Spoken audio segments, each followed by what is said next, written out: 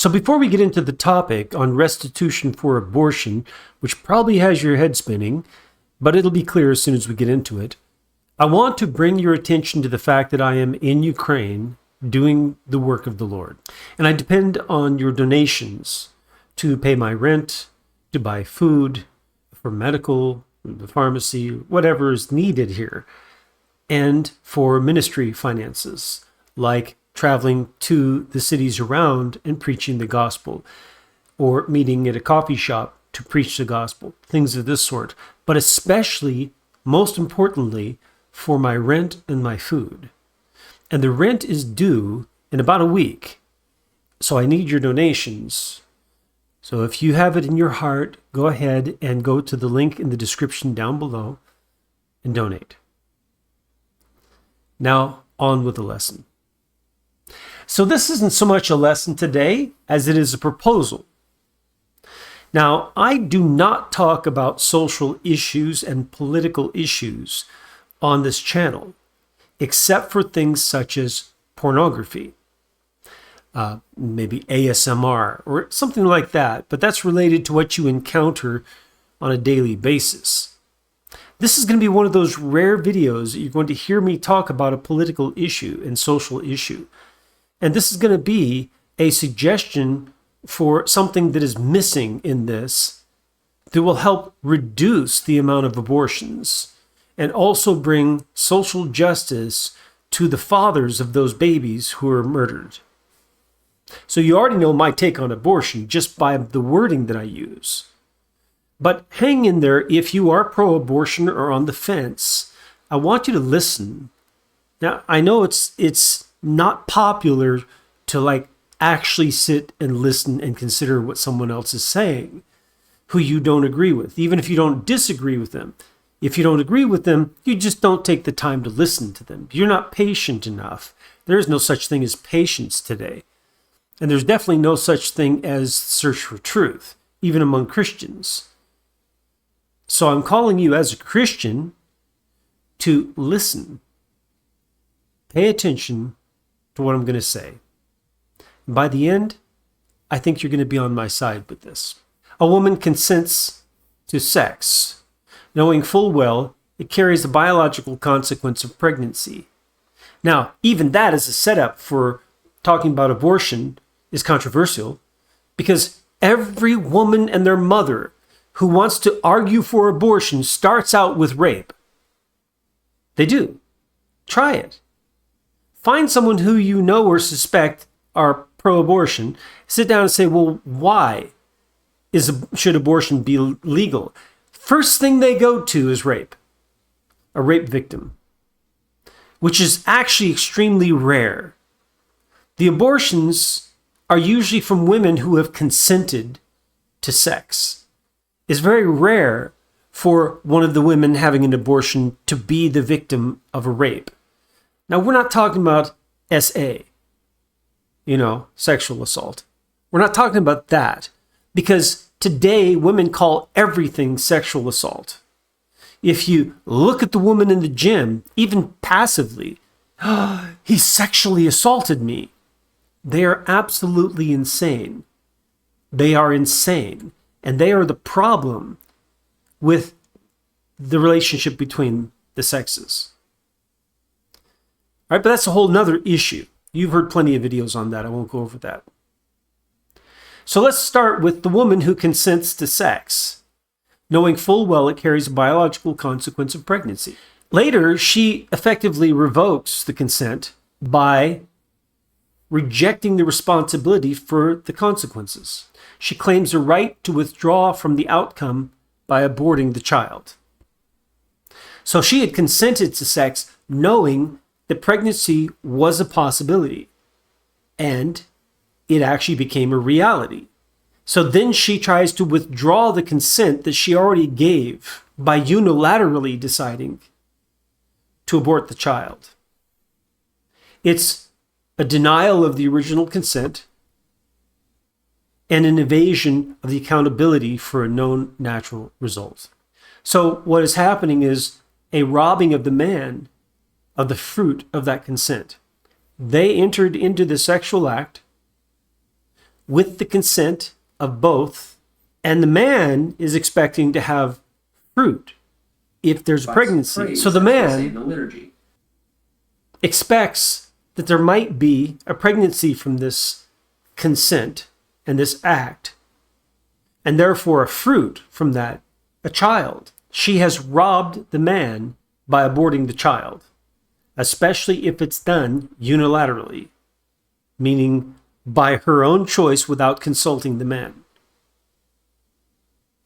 So if you want to say that it's a woman's body and she has choice over whether to carry the child, then you also have to address the issue of the consequences of that decision, which is robbing the man of the fruit of a child. And how does she compensate the man? He acted in good faith, based on a shared agreement, committed his body, his risk, and his emotions, and his finances, then had the outcome of that torn away from him, in the case of her getting pregnant and choosing to abort. Now, if she gets pregnant and she has the child, and they do not get married, then she takes him to court and gets child support.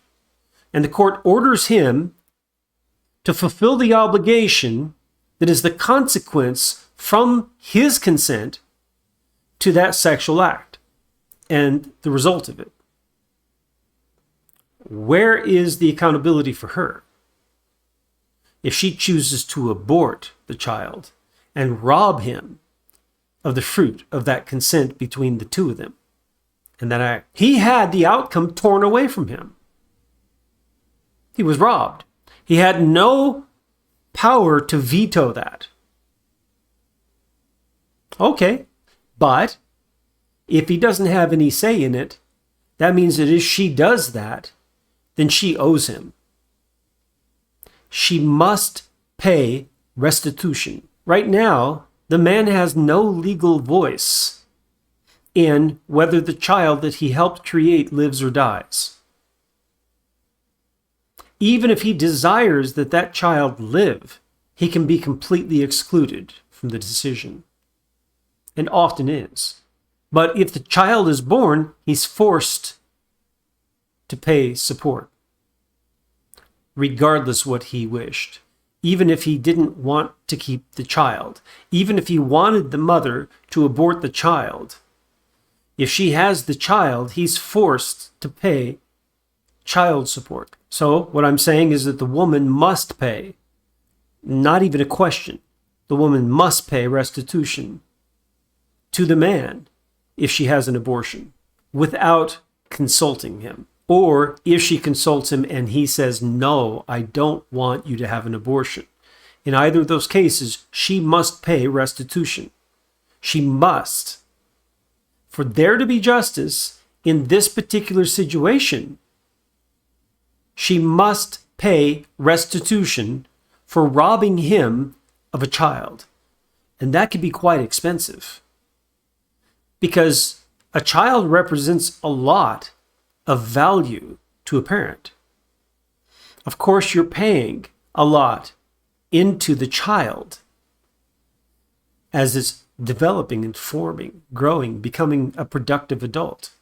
But you've robbed the parent of this relationship, this social relationship, and this life, and this extension of themselves. Not to mention also the productivity that often feeds back to the parents as they get elderly. And the children then help provide financial support to the parents when they're elderly and become incapable. And also the personal care that is provided by children for parents as they get very old. Now, of course, there are nursing homes, but also you still have families who are supporting their parents all the way to death. So how do you calculate restitution for this? The courts have to figure that out. They can't keep shirking their duties regarding marital law and family law like they do with divorce. Just overnight, they decided that they would no longer be involved in deciding who was to blame and how much in order for justice to be done between a couple and whether they could get divorced or not. They stopped managing that and said, we're tired of doing this. It's so hard work. And so we're going to just blanket cover everyone with injustice. Really? You judges who judge unjustly because of your laziness, you will be standing before Christ and he will send you to hell because you did not judge justly and you were entrusted with that as the judge for the people. Shameful. Some of you judges have to step back up and get this changed. So the judges are no longer being lazy. So they are taking their responsibility. Because without the judges judging justly, evil people take advantage of good people. Whether it's an evil wife who's abusing the system to financially rape the man, or it's the man taking advantage of the system to avoid responsibilities. But you need to make sure that justice is done. So now we're talking about justice in context of abortion. And the abortion of justice for the man. The loss is emotional, genetic, existential, and it's inflicted with no regard to his consent. These are real, tangible losses. What would restitution look like? Emotional damages? Possibly. Financial repayment for time and trust invested? Conceivable. Formal recognition of the unilateral destruction of a joint creation? At a minimum. This kind of restitution would reintroduce moral weight to abortion decisions and confront the modern fiction that it's only the woman's body, therefore only her choice. She entered into an agreement with another human being, an adult human being. And now she's trying to rob him. So it's not an act that was a unilateral act with only one person. It's an act that was two people acting together in agreement. Then she unilaterally tried to circumvent that through abortion. There must be consequences. Real, tangible, financial consequences from the woman to the man. But what I'm saying, though, is that if they're going to insist on that, then there has to be restitution if she does that. It really should be criminal. She should be put in prison for murder. The doctor as well. And any assisting medical professionals. And their license is revoked. It's murder. But even if the state is unwilling to do that, they must be willing to enact restitution to the man. Because this is a contractual agreement. And there are real damages from it. Now, what would happen if we did this? Well, it would definitely lower the number of abortions, wouldn't it? Because women would then have to consider, hold on a minute, is he going to take me to court because I decided that on my own and he wanted the child? That's a real possibility then. And there are real risks to her having to actually justly pay restitution, which could be quite expensive. That would also slow down those who have serial abortions. There are biological reasons why they're slowed down anyway. Because after having 2 abortions, you might actually have already damaged yourself so much you can't have children. He has invested in her on all levels. She owes restitution. So let's have a look at this. He isn't just pursuing pleasure like a lot of women want to paint it that way. I mean, it depends on the context and the man. But in a normal situation, he's risking legal liability because he might have to pay child support. giving his seed, which is a finite and identity-bearing resource. He has given that to her with the trust that there will be fruit from that, or that if there is fruit from that, that he'll be able to enjoy having his own son or his own daughter. Opening himself to emotional connection, it crushes some men, many men. If the woman has the abortion, even if he says it doesn't, it does. Placing trust in her judgment, responsibility, and honesty. And then she goes and she has an abortion when she said that she wants to have a child with him. This happens quite often. She's nullifying the value of his investment. She's discarding the future he willingly tied himself to and violating the implicit agreement that creation carries weight for both. In that case, yes, she owes restitution. It's not just because she broke the law. More importantly, it's because she broke trust, she benefited from his full investment, and then revoked the return on that investment, even though it had actually come to fruition in her. She knew that that was a possibility, so she shouldn't have had sex with him. But since she agreed, and she did, and there was that fruition, and she terminated it, she must pay restitution. Abortion rate would drop significantly. Why? Because cost creates weight.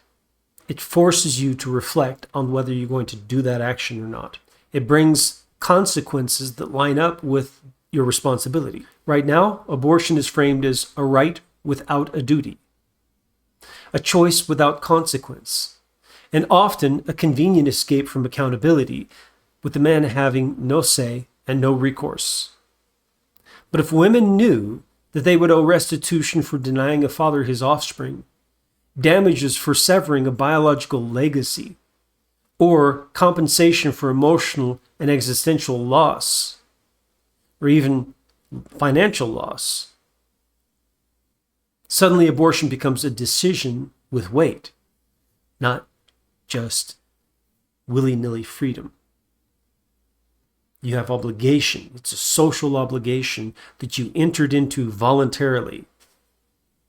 And therefore, if you break that obligation, you owe. It's like anything else in our society. I hope this has gotten you to really think a lot more deeply about what we could do in order to help counterbalance some of these issues that are arising from this. And it might actually shift things back to where they should be, where there is no abortion. The biggest thing that you need to do, though, is to pray for our leaders. Go watch this series. It's especially for Christian men, and their obligation to pray for leaders at different levels of leadership in our society and in the church. May the Lord bless you as you seek him with all your heart.